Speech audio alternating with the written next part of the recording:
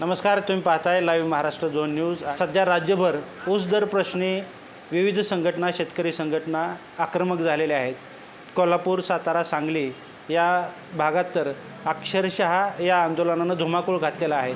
त्याचं कारण असं आहे की ऊस जो आहे तो कारखान्याला घातला जातोय, त्याला FRP प्रमाणे किंवा भाव जो आहे तो वाढवून मिळावा। सातारा, सांगली आणि कोल्हापूरमध्ये तर ऊसाला प्रति टन 5,000 रुपयाची मागणी होते। काल परवाच कोल्हापुरात बैठक झाली।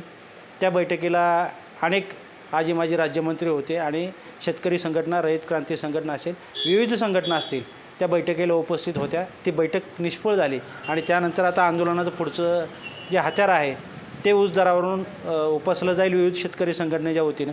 पण असं असलं तरीसुद्धा सोलापूर जिल्ह्यात ऊसाला काय भाव मिळावा, काय अपेक्षा आहेत शेतकऱ्यांच्या आणि रयत क्रांती संघटना काय यांची काय भूमिका असणार आहे ते आपण जाणून घेणार आहोत। आपल्यासोबत प्राध्यापक सुहास पाटील सर असणार आहेत, त्यांच्याकडून आपण जाणून घेणार आहोत। सर, स्वागत आहे तुमचं लाईव्ह मार। नमस्कार। आता सोलापूर जिल्ह्यात विविध ऊस कारखानदार जे आहेत त्यांनी विविध भाव ऊसाचे जाहीर केलेले आहेत। म्हणजे कोणी 2300 आहे, कोणी 2500, कोणी 2700 भाव जाहीर केलेला आहे। काय वाटतं आपल्याला सोलापूर जिल्ह्यातील या कारखानदारांच्या या भावाकडे कसं पाहता तुम्ही? सध्या सोलापूर जिल्ह्यात ऊसाची टंचाई निर्माण झालेली आहे। त्याचं कारण पाठीमागच्या वर्षी पर्जन्यमान कमी आहे आणि अशा परिस्थितीत सगळ्या साखर कारखानदारांनी ऊस आपल्या कारखान्याला क्रशिंगला कसा जास्तीत जास्त येईल त्यासाठी शेतकऱ्यांना एक त्यांच्या तोंडाला लालच दाखवण्याची भूमिका घेतलेली आहे। पण आम्ही लालच म्हणणार नाही। त्याचं कारण काय की सध्या साखरेचा सुद्धा हमीभाव हा 31 रुपये आहे,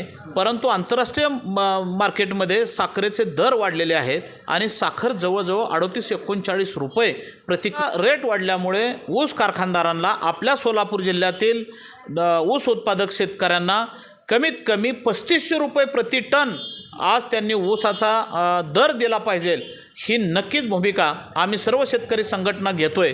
आणि त्यात रयत क्रांती संघटनेच्या वतीनं तर मी आवर्जून असं सांगेन की सोलापूर जिल्ह्यातले सर्व साखर कारखानदारांनी पहिला हप्ता हा रिकव्हरीवर जो FRP ठरलेले असते त्याच्या जास्त म्हणजे 3100 रुपये हा प्रति टन हा सगळ्या शेतकऱ्यांना पहिला हप्ता द्यायला पाहिजे, ही आमची रयत क्रांती संघटनेची सोलापूर जिल्ह्यातली आग्रही मागणी राहील।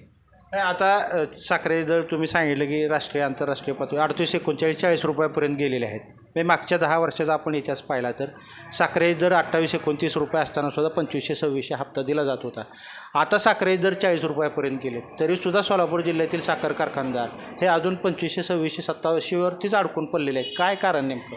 याचं कारण आहे की साखर कारखानदारांच्या आपल्या सोलापूर जिल्ह्यातील सुद्धा एकत्रीकरण किंवा ध्रुवीकरण झालेलं आहे। त्यामुळे सांगली, कोल्हापूरपेक्षा सुद्धा आपल्या सोलापूर जिल्ह्यातल्या ऊस उत्पादक शेतकऱ्यांना कमीत कमी 500 ते 600 रुपये सध्या दर कमी मिळत आहे। पण आपण सर्व शेतकरी बंधूंनी सुद्धा अशी भूमिका घेतली पाहिजे की जो जास्तीत जास्त ऊसाला दर देईल त्याच कारखान्याला ऊस स्वतःचा घातला पाहिजे। कारण का झोनबंदी तर उठलेली आहे, त्यामुळे कुठल्याही शेतकऱ्यावर कारखान्याचं नियंत्रण नाही आणि असं असताना सुद्धा शेतकऱ्याला खरंच ह्या वर्षी चांगले पैसे द्यायची भूमिका सगळ्या कारखानदारांनी घेतली पाहिजे। पण त्या भूमिकेतून आज मला तर वाटत नाही सगळे कारखाने निघालेले आहेत। आता कारखान्याची स्पर्धा एवढ्या पद्धतीनं चाललेली आहे की बऱ्याच साखर कारखान्यांनी, उदाहरणार्थ सिद्धेश्वर सहकारी साखर कारखान्यांनी 2900 रुपये हमीभाव द्यायचं, पहिली उचल द्यायचं भूमिका घेतली। आपल्या माढा तालुक्यातलं बघितलं तर माढा तालुक्याचे लोकप्रतिनिधी जे आहेत त्यांचा विठ्ठलराव शिंदे साखर कारखाना आहे। तर विठ्ठलराव शिंदे साखर कारखाना हा आशिया खंडात यवना भारतात हा 1 नंबरचा गाळप असणारा साखर कारखाना आहे। असं असताना खरी तर भूमिका अशी आहे की सगळ्या शेतकऱ्यांना वाटत होतं की त्या साखर कारखान्याने, विठ्ठलराव शिंदे साखर कारखान्याने कमीत कमी पहिल्यांदा साखरेचा पहिले हप्ता 31 रुपये द्यायला पाहिला होता। परंतु आमदार साहेबांचे ज्यांच्या नेतृत्वाखाली आमदार साहेब स्वतः काम करतात त्यांचा कार्यक्रम उपमुख्यमंत्र्यांच्या उपस्थितीत मोडी टाकायला आले आणि त्यावेळेस त्यांनी सांगितलं की मी 2500 रुपये पहिला हप्ता देणार आहे। आणि त्याच्यानंतर आपल्याच सोलापूर जिल्ह्यात पंढरपूर तालुक्यातील विठ्ठल सहकारी साखर कारखान्याने 2700 रुपये हमी भाव केला आणि पुन्हा एरे माझ्या मागल्या ही भूमिका घेऊन पुन्हा विठ्ठलराव शिंदे सहकारी साखर कारखान्याने 2700 रुपयाची व्हाउचर काढली आणि शेतकऱ्यांना 2700 रुपयाचं पहिली उचल त्यांनी दिलेली आहे. मग मला असं म्हणायचं आहे एक शेतकरी चळवळीतला कार्यकर्ता म्हणून की तुम्हाला एवढं पैसे 2500च्या ऐवजी 2700 रुपये हमीभाव दुसऱ्या कारखान्याने काढला म्हणून तुम्ही 2700 रुपये केलं. आता तोच कारखान्याने पवारसाहेबांचा जो कापसेवाडीला कार्यक्रम झाला त्यावेळेस त्या कारखान्याच्या चेअरमनने सुद्धा सांगितलं आहे मी आणखी एक धपाटा देणार आहे या ऊसाच्या दराच्या संदर्भात. म्हणजे जर विठ्ठल साखर कारखान्याने जर 3031 रुपये दर काढला त्याच्यानंतर पण तुम्ही 3031 रुपये दर काढणार म्हणजे तुम्हाला हे 600-700 रुपये आज शेतकऱ्यांचे दाबायचे होते का काय याची चर्चा मात्र सगळ्या ऊस उत्पादक शेतकऱ्यांमध्ये आहे. म्हणजे तुम्ही किती पारदर्शी आहात हे मात्र ह्याच्यावरून लक्षात येतं आहे.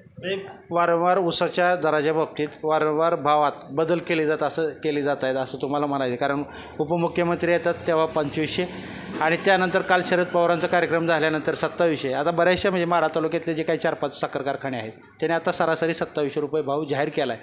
पण पुढचा भाव अभिजित पाटील जे आहेत त्यांच्या त्या धपाट्यानंतर परत सुधारणार का काय अशी परिस्थिती असली तरीसुद्धा आता तालुक्यात दुष्काळजन्य परिस्थिती यावर्षी असल्यामुळं खरं तर ऊसाची तीव्र स्पर्धा राहणार आहे. पण शेतकऱ्यांना आव्हान सुहास पाटील यांनी केले की जिकडं भाव चांगला मिळेल त्या साखर कारखान्याला आपण ऊस घालावा आणि काटा पेमेंट घ्यावं असं त्यांचं म्हणणं आहे. आता ही स्थिती सध्या ऊसाची तीव्र स्पर्धा सुरू आहे. पण शेवटचं एक काय सांगाल शेवटचा विक्रमी भाव कोणता कारखाना दिला असं आपल्याला वाटतं? विक्रमी भावाचा तर विचार असा व्हायला पाहिजे की जो गाळपात 1 नंबर आहे त्यांनीच खरं तर विक्रमी भाव द्यायला पाहिजे. शेतकऱ्यांचं जर कल्याण खरंच करायची त्यांची भूमिका असेल तर त्यांनी पहिल्यांदा ऊस दराची कोंडी फोडायला पाहिजे होती. त्यांचा जो नेहमी सातत्यानं आजारी असणारा कारखाना कमलाई शुगर करमाळा तालुक्यातला कारखाना आहे. त्या कारखाने आजपर्यंत सगळ्या ऊसाची बिलं सगळी पेड केलेत का माहीत नाही पण त्या कारखान्याने सुद्धा 2800 रुपये दर दिला आहे. कुर्मुदास सहकारी साखर कारखान्याने 2700 रुपये दर दिलेला आहे.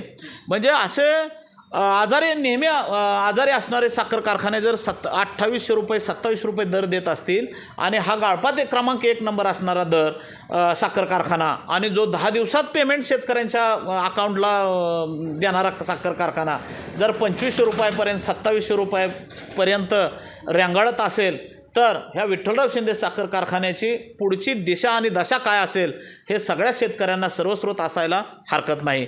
तरीसुद्धा मी आमदार साहेब तुम्हाला विनंती करेन की अजूनसुद्धा वेळ गेलेला नाही. कोणाचा धपाटा हा कानावर येण्याच्या अगोदर आपणच 3132 रुपये साखरेला पहिली उचल द्यावी आणि आपला साखर कारखान्याने जवळजवळ 3800 रुपयेपर्यंत तुम्ही सगळ्या शेतकऱ्यांना साखरेचा दर द्यावा ऊसाचा दर द्यावा. या बाबतीत सुद्धा शेतकरी तुमच्याकडं अतिशय हातबल नजरेतून पाहत आहे. कोणाचा धपाटा बसण्यापूर्वी सरळ आमदार बबनराव शिंदे यांना रयत क्रांतीचे प्राध्यापक सुहास पाटील यांनी आवाहन केले की तुम्ही 3800 रुपये भाव द्यावा आणि तो तुम्हाला शक्य आहे. कारण राज्यात नव्हे तर देशातसुद्धा गाळपाच्या बाबतीत आपला कारखाना अग्रेसर आहे. लाईव्ह महाराष्ट्र झोन न्यूजसाठी मी रमेश शिरसट मोडन.